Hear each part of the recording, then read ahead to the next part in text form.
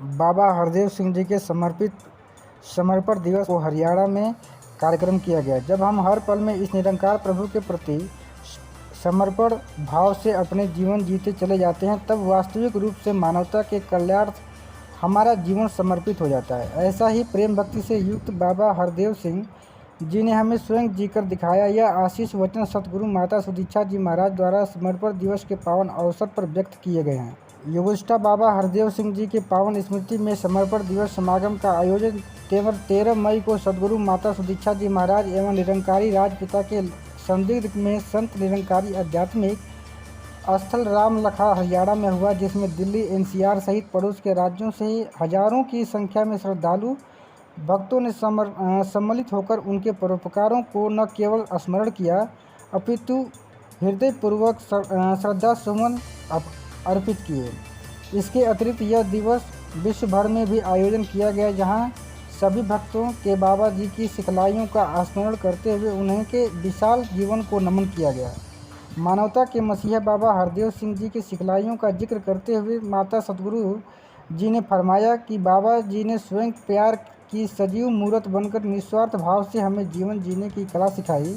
माता जी ने आगे कहा कि जब हम परमात्मा से अपने सच्चे प्रेम से जुड़ते हैं, तब इस मायावी संसार के लाभ और हानि पर हम प्रभाव नहीं डाल पाते, क्योंकि तब ईश्वर का प्रेम और रजा ही सर्वोपरि बन जाता है। इसके विपरीत जब हम स्वयं को परमात्मा से न जोड़कर केवल भौतिक वस्तुओं से जोड़ लेते हैं, तब क्षणभंगुर सुख सुविधाओं के प्रति हमारा ध्यान केंद्रित रहता है, जिस कारण हम इनके मोह में फंसकर वास्तविक आनंद की अनुभूति से प्रायः वंचित रह जाते हैं।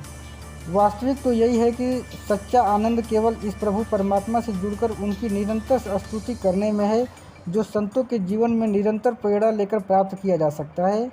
यही भक्त के जीवन का मूल सार भी है। परिवार, समाज एवं संसार के स्वयं प्यार बनकर प्रेम रूपी फूलों का निर्माण करें, क्योंकि समर्पण एवं प्रेम देह दो अनमोल ही शब्द ही संपूर्ण प्रेमा भक्ति का आधार है, जिसमें सर्वत्र के कल्याण की सुंदर भावना निहित है।